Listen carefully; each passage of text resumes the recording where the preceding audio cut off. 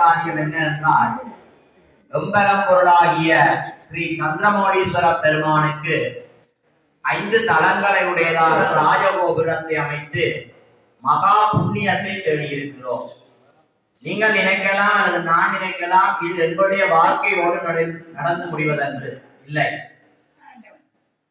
ஆகவே இந்த மாண்ட ஜென்மத்திலே நாங்கள் செய்திருக்கின்ற இந்த பெருமுயற்சி, இந்த சிவ புண்ணியம் 1000 தலைமுறை கடந்தும் புண்ணியமாக பெருகிக் கொண்டிருக்கும். நாங்கள் இந்த கும்பாபிஷேகத்தை பார்க்கின்ற பலனை சந்திரமௌலீஸ்வர பெருமான் நமக்கு தந்திருக்கின்றார். ஒரு பெண் அடியவர் என்னுடைய உரையாடி இருந்தார், ஐயா உங்களை சந்திரமௌலீஸ்வர பெருமான் அழைத்திருக்கிறார். உண்மைதான். 1000 கோடி நன்றிகளை நான் இறைவனுக்கு சொல்லுடைய கும்பாபிஷேகத்திலே நானும் ஒரு பங்குதாரராக கலந்து கொண்டிருப்பதை இட்டு இறைவனுக்கு 1000 நன்றிகளை, கோடி நன்றிகளை செலுத்துகின்றேன். அதே போன்று நீங்கள் எல்லோரும் மனமுருகி நன்றி சொல்ல வேண்டும் என்றால், நாங்கள் வாழுகின்ற காலத்திலே இப்படி ஒரு ஆலய கோபுரம் அமைக்கப்பட்டு மகா கோபுரத்துடைய கும்பாபிஷேக தரிசனத்தை இந்த சிவாச்சாரியார்களாக பார்த்திருக்கின்றோம். எத்தனை பேருக்கு இந்த இடத்துக்கு வருகை தர முடியாமல் இருக்கும்? அவர்கள் எல்லாம் மனக்கவலையோடு இருப்பார்கள். ஆகவே நாங்கள் இந்த பூமியிலே எப்படி வாழுகின்றோம் என்பதை சிந்திக்க வேண்டும். இறைவன் அருளாலே நல்ல காரியங்களை செய்து வாழ்ந்தோம் என்றால், இப்பொழுது நாங்கள் செய்கின்ற புண்ணியம் எல்லாம் கோடி கோடி ஜென்மங்களுக்கெல்லாம் எங்களை தொடர்ந்து வந்து கொண்டிருக்கும். இந்த ராஜகோபுரம் நிறைவேற்றிருக்கின்ற காலம் வரைக்கும் எங்களுக்கு புண்ணியம் பெருகிக் கொண்டிருக்கும். ஒவ்வொரு தடவையும் நாங்கள் சந்திரமௌலீஸ்வர பெருமானை துதிப்பதற்காக வருகின்ற பொழுது முதலே எங்களுக்கு தூரலிங்கமாக தெரிவது இந்த மகா ராஜகோபுரம். இங்கே இறைவனுக்கு 5 முகங்கள்: ஈசானம், தத்புருஷம், அகோரம், வாமதேவம், சத்யோஜாதம். அந்த வகையிலே தான் அங்கே 5 கலசங்கள் நிலைநிறுத்தப்பட்டிருக்கின்றன. ஆகவே 5 முகமுடைய அந்த இறைவனை வழிபடுவதற்காக நாங்கள் வருவதற்காக தூரலிங்கமாக காட்சி தந்து கொண்டிருக்கின்றார். கோயிலுக்குள்ளே வருவதாயின் நாங்கள் ஆசார சீலர்களாக வருகை வேண்டும். இது யாழ்ப்பாணத்திலே நாவலர் ஒரு சைவ மரபு.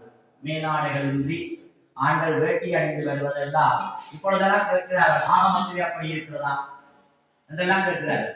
யார் யாரெல்லாம் நாவலரை மதிக்கிறார்களோ, சில்லஸ்ரீ ஆறுமுக நாவலரை மதிக்கிறார்களோ அவர்கள் எல்லாம் ஆசார சீலர்களாக போயிட்டு வருகிறார்கள். இது நாங்கள் சொல்லவில்லை. அத்தனை பெருமக்கள் சொன்னதை விட திராவிட பாஷையிலே, தமிழிலே பாண்டித்யமிக்க சிவஸ்ரீ ஆறுமுக நாவலர் சொன்ன கூற்று சமய ஆசாரமாக சொன்னது. ஆகவே நாங்கள் மேலாடைகளோடு வருகின்றோம் என்றால் சிவஸ்ரீ ஆறுமுக நாவலைத்தான் வருகின்றோம்.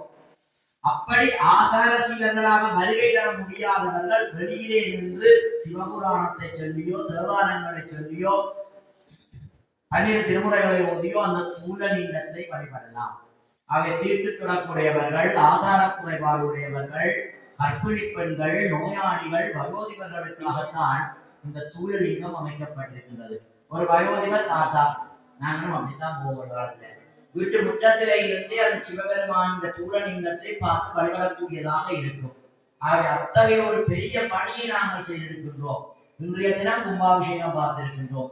இனி காலப்போக்கிலே எங்களாலே முதுமை காரணமாக வர முடியாவிட்டாலும் வீட்டு வாசலில் வேண்டி இந்த கோபுர உச்சியை பார்த்து கும்பிடக்கூடியதாக இருக்கும்.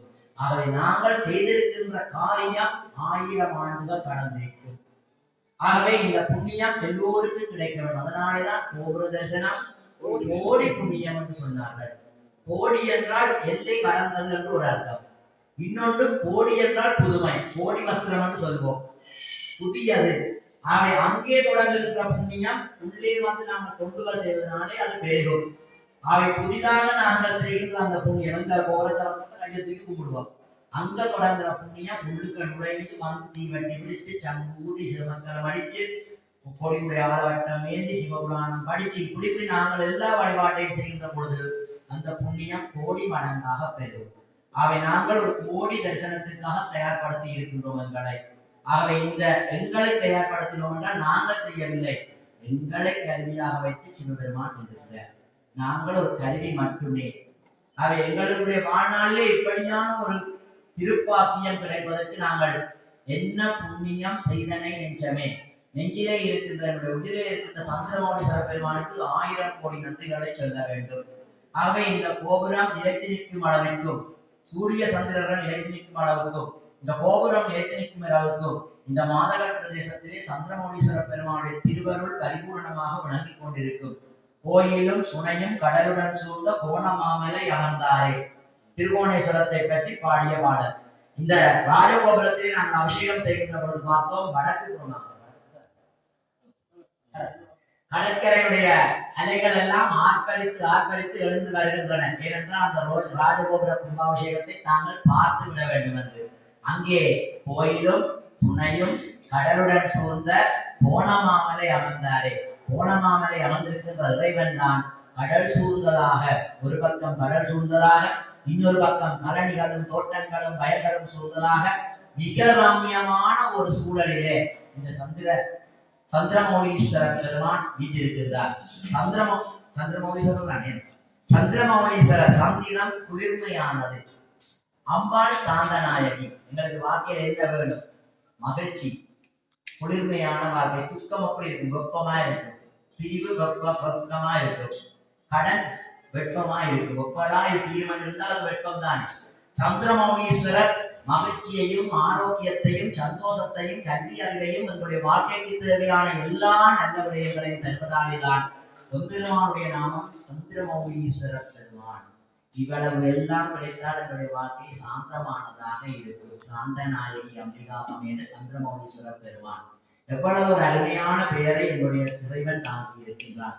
ஆகவே இந்த கடல் சூழ்ந்த, இந்த கழனிகள் சூழ்ந்த, இந்த தோட்ட பிரதேசம் சூழ்ந்த, இந்த அழகிய ரம்யமான அரச மரங்கள், ஆலமரங்கள், புன்னை மரங்கள், அங்காலே மகள மரங்கள், வில்வ மரங்கள் சூழ்ந்த ஒரு அழகிய சோலைக்கு மத்தியிலே தன்னை இருப்பிடமாக்கி கொண்டு, பஞ்சவடிக்கு மத்தியிலே இருப்பிடமாக்கி கொண்டு இருக்கின்ற இறைவனை நாங்கள் இந்த கோபுர கும்பாபிஷேகத்தை பார்த்து விட்டு போனால் மட்டும் போதாது. நன்றி கெட்டவர்கள்.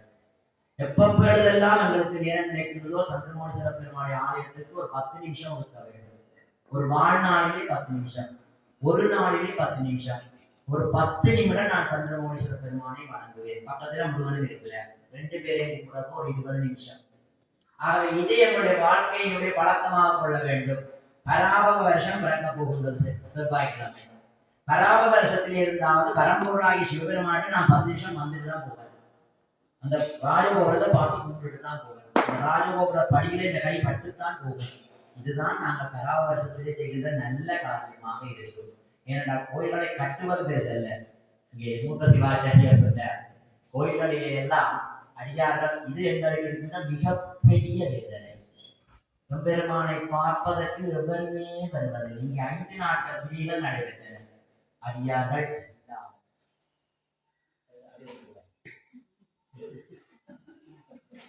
உண்மையான அன்பும் உயிரிலே சந்திரமௌலீஸ்வர பெருமான் இருக்கிறார் என்ற எண்ணம் இருந்தால் நேரம் கிடைக்கின்ற பொழுதெல்லாம் வருவோம். உங்களுடைய வாழ்க்கையை வளமாக்குவோம். நான் சொல்வது என்னுடைய வாழ்க்கைக்கு அல்ல. நாங்கள் இங்கே கும்பிடுவது எனக்காக அல்ல, உங்களுக்காக அல்ல. எப்படி இந்த கோபுரம் கோடி ஆண்டுகள் கடந்தும் நிலைத்திருக்குமோ அப்படி நாங்கள் இந்த ஆலயத்தில் வந்து கும்பிடுவது எங்களுடைய சந்ததி பெருக்கத்துக்கு. பிள்ளை, பேரப்பிள்ளை, பெட்ட பிள்ளை, கொப்பாட்ட பிள்ளை, இப்படி 100வது சந்ததி வரைக்கும் அந்த புண்ணியம் போய் சேரும். இதுல நம்பிக்கை இருந்தா நாம கோயிலுக்கு வருவோம். இல்ல நாம இறந்த பிறகம் போட்டே இருக்கிறதானே அதோட நம்ம வாழ்க்கை முடிஞ்ச மூட நம்பிக்கை உள்ளவரை வரமாட்டேன். நாங்கள் வாழ்றது என்னுடைய உயிர் இறைவன்ற பாதம் போகும் வரைக்கும் கும்பிட்டு கொண்டே இருப்போம். இந்த பூமியில தான் நாம கும்பிடலாம். பூமியில தான் நாம கும்பிடலாம். ஏன்னா பூமியில தான் எல்லாம் 2 இருக்கு. இன்பம் இருந்தால் துன்பம், நோயற்ற வாழ் இருந்தால் நோய், பணம் செல்வம் இருந்தால் வறுமை. ஏனைய லோகங்களில் அப்படி இல்லை. இந்திரலோகத்திலே மகிழ்ச்சி மட்டும்தான், நரகலோகத்திலே துக்கம் மட்டும்தான். நாங்கள் தான் விசா எடுக்கலாம். இந்திரலோகம் போவதா, சிவலோகம் போவதா, நரகலோகம் போவதா? ஏனையவர்கள் அப்படி வர முடியாது. இந்திரலோகத்தில் இருக்கின்ற ஒரு உயிர் இங்கே பூலோகத்திலே இந்த கும்பாபிஷேகத்தை பார்க்க வர வேண்டும் என்றால் இந்திரனிடம் அனுமதி வர வேண்டும். நாங்கள் அவரிடம் அனுமதி வர தேவையில்லை. சிவபெருமானை கும்பிட்டால் நாங்கள் சொர்க்கலோகமா, சிவலோகமா, இந்திரலோகமா, சத்தியலோகமா, பிரம்மலோகமா, மேலே இருக்கிற அந்த லோகங்களுக்கு போறதா, அல்லது கீழே நரகலோகமா, ரௌரவலோகமா? ரௌரவம் இன்னும் கொடுமையான நரகம். ஆக இங்கேதான் நாங்கள் தீர்மானிப்பது. விசாரித்தது நாங்கள் தான். விவரங்களுக்கு தேவையில்லை. நாங்கள் என்ன செய்கிறோமோ அதுக்கேற்ற மாதிரி தான் எங்களை பிரியாணம். ஆனால் நரகத்தில் வந்து வரவே இயலாது. இங்கே விடவே மாட்டேன். இப்ப யோசிப்பாங்க, யார் தீர்மானிக்கிறது? நான் புண்ணியத்தை பெருக்குவதா, பாவத்தை? ஏன் நான் இதை சொல்லுவேன்? உரை சொல்லவில்லை.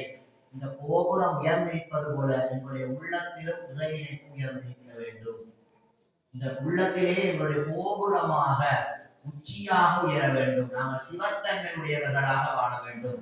ஆகவே எங்களுடைய பசுபாச பிடிப்புகள் எல்லாம் பாச பிடிப்புகள் எல்லாம் நீங்கி பசுவானது பதியை அடைகின்ற தன்மையை கூற வேண்டும். ஆகவே இந்த சிவப்பிரிய சர்மா அவர்களை நான் குருக்களை அவர்களை நான் சொல்ல வேண்டும்.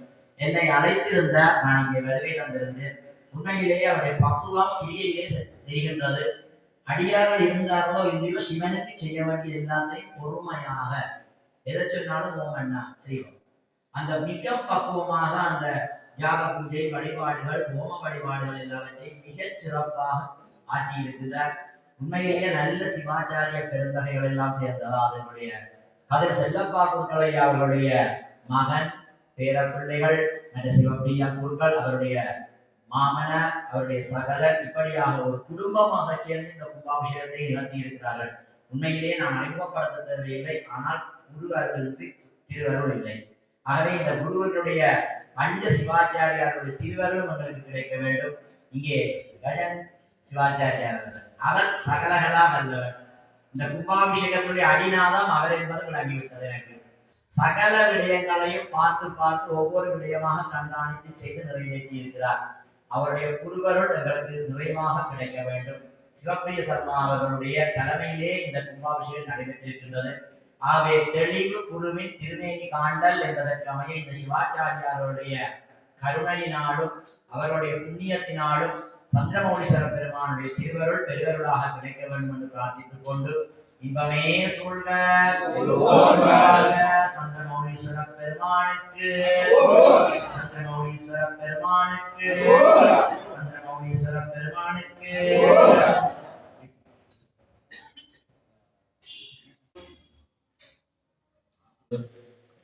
இன்றைய தினம் சிறப்பாக ராஜகோபுர கும்பாபிஷேகம் இனிதே நிறைவேறிய தருணத்தில் இதில் கலந்து கொண்ட அனைத்து அண்ணன அடியார்களுக்கும் மனமார்ந்த நன்றிகளையும் தெரிவித்துக் கொண்டு இந்த ராஜகோபுரம் அமைவதற்கு பலரது உழைப்பும் இதில் உள்ளடங்கியுள்ளது. அதில் குறிப்பாக திருவாளர் சுரேந்திரன் அவர்களின்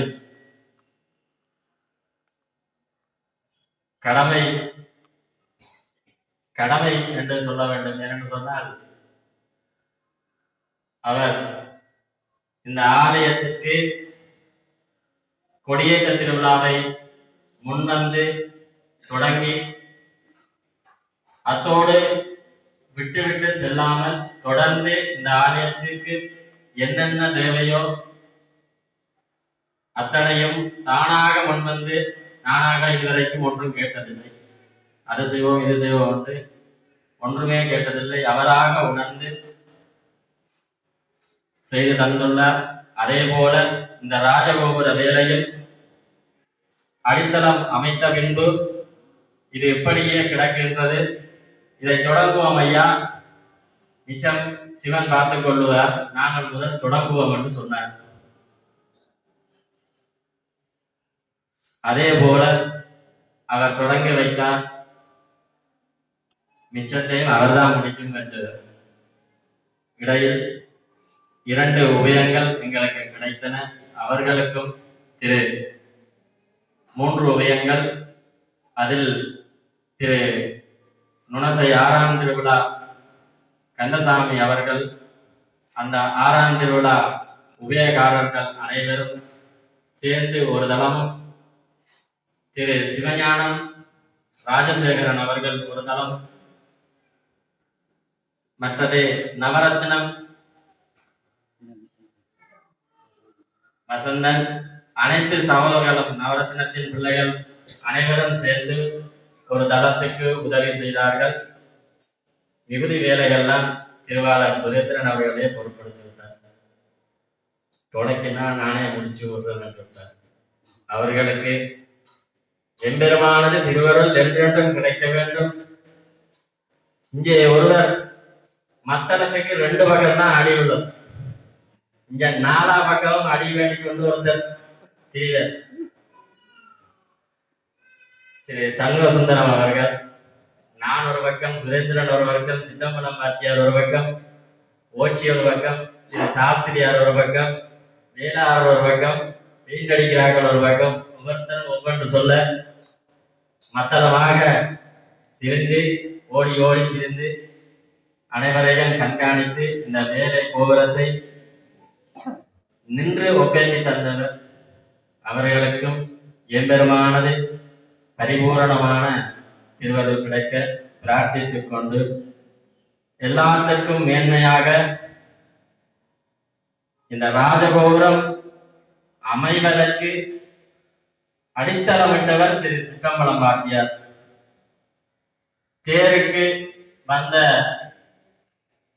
பணத்தில் மிகுதி பணம் இருக்கின்றது ஐயா, நாங்கள் இத அடித்தளத்தை கட்டி விடுவோம், எப்பண்டானா 2 கட்டிவிடணும் தானே, நாங்கள் இருக்கிற காசுக்கு இதை கட்டி விடுவோம் என்றார். நானும் சரி வாத்தியார் என்று சொன்னேன். ஆனால் அவர் சொன்னது போல உடனடியாக எம்பெருமானது திருவருளோடு ராஜகோபுரமும் 2014ஆம் ஆண்டு முதல் மகோற்சவம் மன்னிக்கவும் கும்பாபிஷேகம் இடம்பெற்றது. அதனைத் தொடர்ந்து 2017ஆம் ஆண்டு முதல் மகோற்சவம் இடம்பெற்றது. இந்த 2026ஆம் ஆண்டு 10வது மகோற்சவம். முதலாவது மகோற்சவத்துக்கு 2 கொட்டகையோடு இங்கே தகர கொட்டகை போட்டு சாக்கு விரித்து அன்னதானம் பரிமாறினோம். 10 வருட காலத்தில் இந்த ஆலயம் முழுமையாக பூரணமாக அமைந்தது உள்ளிருப்பவனுடைய அனுக்கிரகத்தால். அவனுக்கு பிடித்தபடியால் எல்லாத்தையும் அவனுக்கு செய்து தந்துள்ளான். அதே போல மென்மேலும் நாங்கள் அவனுடைய கருணைக்கு பாத்திரமாக வேண்டும். அனைத்து அடியார்களும் இங்க சிவனுக்கு மட்டும் கோயிலுக்கு வாங்கணும்னு நான் சொல்றதுக்கு விரும்பவில்லை. எல்லா ஆலயங்களுக்கும் செல்ல வேண்டும், எல்லாரும் எல்லா கோயிலுக்கும் போக வேண்டும். சிவனுக்கு திங்கட்கிழமை, முருகனுக்கு செவ்வாய்க்கிழமை, அப்படி ஒவ்வொரு கிழமைகளை ஒவ்வொரு ஆலயத்துக்கும் ஒதுக்குங்கள். முதலில் நாங்கள் நினைக்க வேண்டும், ஆலயத்திற்கு செல்ல வேண்டும் என்று நாங்கள் நினைக்க வேண்டும். சிவனே, பிள்ளையாரே, முருகா, அம்பாளே என்று நான் கோயிலுக்கு வர வேண்டும், எனக்கு உதவி செய்ய நீங்கள் கடவுளை கேட்க வேண்டும். ஆனா நாங்க என்ன செய்யறோம்? சிவனே, இந்த கோயிலுக்கு வரையில மன்னிச்சுட்டார், பிறகு எப்படி கோயிலுக்கு வர வேண்டும் என்று உங்களை அழைப்பார்? மன்னிப்பு கேட்பதை விட அவரிடம் அனுமதி கேளுங்கள். நிச்சயமாக உங்களுக்கான வாய்ப்பும் சந்தர்ப்பமும் கடவுள் நிச்சயமாக அமைத்து தருவார். இந்த பெருங்காரியத்தை செய்து தந்த அனைத்து நல்ல உள்ளங்களுக்கும் எம்பெருமான பரிபூரண திருவருள் கிடைக்க வேண்டும். தொடர்ந்து கடம்பமூர்த்தியான முருகப்பெருமானது மகோற்சவம் ஆரம்பமாக உள்ளது. அதனைத் தொடர்ந்து முருகப்பெருமானுடைய பாலஸ்தானம் அமையப்பெற்று கும்பாபிஷேகம் இடம்பெற இருக்கின்றது. அந்த கும்பாபிஷேகம் நடைபெறும் இந்த ஆலயத்தில் எந்தவித திருப்பணி கைங்கரியமும் இடம்பெறாது. அதாவது அடிப்படை தேவையான காரியங்கள் ஏற்கனவே நாங்கள் சிலரிடம் உரையாற்றிய சில விஷயங்கள், திருப்பணி காரியங்கள் நடைபெறும். திருப்பணி அல்ல, ஒரு வேலைகள், சில வேலைகள் செய்யப்படும். ஆகவே மெய்யடியார்கள் முருகப்பெருமானுக்குரிய அந்த திருப்பணி காரியங்களுக்கு முன்னின்று வெகு விரைவில் எம்பெருமானது முருகப்பெருமானது கும்பாபிஷேகம் இடம்பெற வேண்டும் என்று நீங்களும் இணைந்து செயல்பட்டு, இதில் ஒரு சுயநலம் இருக்கின்றது. ஏனென்று சொன்னால் சிவனுக்கும் சரியாக பாலஸ்தானம் பண்ணுவோம். ஏனென்றால் 2014 தை மாதம் முருகப்பெருமான் கும்பாபிஷேகமானது, 2014 ஆணி மாதம் சிவபெருமானுக்கு கும்பாபிஷேகமானது. ஆனால் இரண்டையும் ஒரே நேரத்தில் பாலஸ்தானம் பண்ண முடியாது, உங்களிடம் காசும் கேட்க முடியாது. ஆகவே முருகப்பெருமானுக்கு சீக்கிரமாக கும்பாபிஷேகம் பண்ணி வைத்தார். நாங்களும் சிவனுக்கு கும்பாபிஷேகத்தை பண்ணலாம். ஆகவே மெய்யடியார்கள் அனைவரும் முருகப்பெருமானுடைய கும்பாபிஷேகத்துக்கு திருப்பணி கரையங்களுக்கு உதவி கூறுங்கள். எனவே மெய்யடியார்கள் அனைவருக்கும் மிக்க மிக்க எம் பெருமானது திருவருள் கிடைக்க பிரார்த்தித்துக் கொண்டு, இந்த கைங்கரியத்தில் எவரேனும் நான் சொல்ல மறந்தால் மன்னித்துக் கொண்டு அவர்களுக்கும் எம்பெருமானது பரிபூரண திருவருள் கிடைக்க பிரார்த்தித்துக் கொள்கின்றேன்.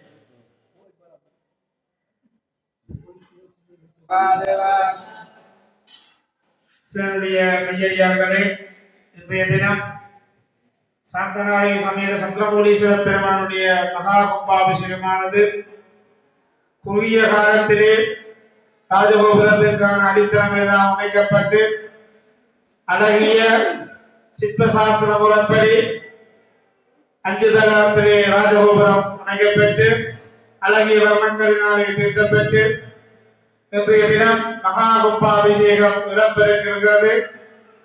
அந்த வகையிலே இந்த மகா கும்பாபிஷேகத்திற்கு உதவியிருந்த மையடியார்கள், திருப்பணிகளுக்கு உதவியிருந்த மையடியார்களுக்கு சிவனுடைய திருவருள் கிடைக்க வேண்டும் என பிரார்த்தனை பண்ணி அமைகிறேன். பார்வதி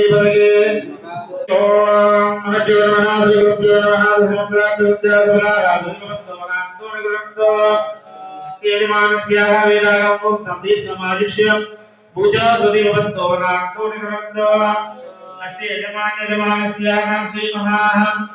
शांतराय समेत सुब्रह्मण्येश्वर स्वामिनः पूजिताराधन महाभूषण प्रभा पच्चोदमंडलो भक्तलो भद्रतिलो धैर्यालो भागवताद्रे गणस्मृतिवत्त प्रयुक्ताः सर्वे दोषागत्य शान्तने नमः पूजा सुदिवत्तो भगवतो निगमन्तो अस्मिन् देवालयस्याः विश्वावसुदर्श नूतने पंचतले राजगोपुर गंभीरादेः पुष्पशास्त्र वर्णकराः परिपूर्णानाम् इत्यादिन दर्शनार्थेन आगतानां भक्तजनानाः अन्यदानां भक्तजनानाः सर्वे परभक्तजनानाः अन्यदेशभक्तजनानां दर्शनार्थेन इष्टदेवत कुलदेवत भागवतदेवतानां दर्शनाय समेत सुब्रह्मण्येश्वर स्वामिनः अनुग्रहाणां परिपूर्ण कृपाकृत्यर्थं पूजावद्भवतो भगवतो निगमन्तो असेनमानस्य आदित्यानां सूर्यो मङ्गारगभद्रकृष्णे आवेद नामनवक्रक भूषणिवादित्यर्थं पूजावद्भवतो नमान्तो निगमन्तो असेनमानस्य राजलक्ष्मी वीरलक्ष्मी विजयलक्ष्मी नित्यलक्ष्मी सत्यलक्ष्मी संतानलक्ष्मी वदत्यर्थं पूजावद्भवतो भगवतो निगमन्तो सर्वे जनाः सुखिनो भवन्तु समस्तमङ्गलानि भवन्तु सुश्रीप्रपरिवारे मार्गे मुनिमैत्राः ओम प्राणे निर्ममसत्यं लोकार्पणकारो विनोभवन्तु समस्तमङ्गलानि भवन्तु देवज्ञश्रमायुष्यमारोग्य आभिदाभवमानं नवीयतेः सान्यं धनं बलं भगवत्तलाभं सदसम्पस्तरं दीर्घमायुः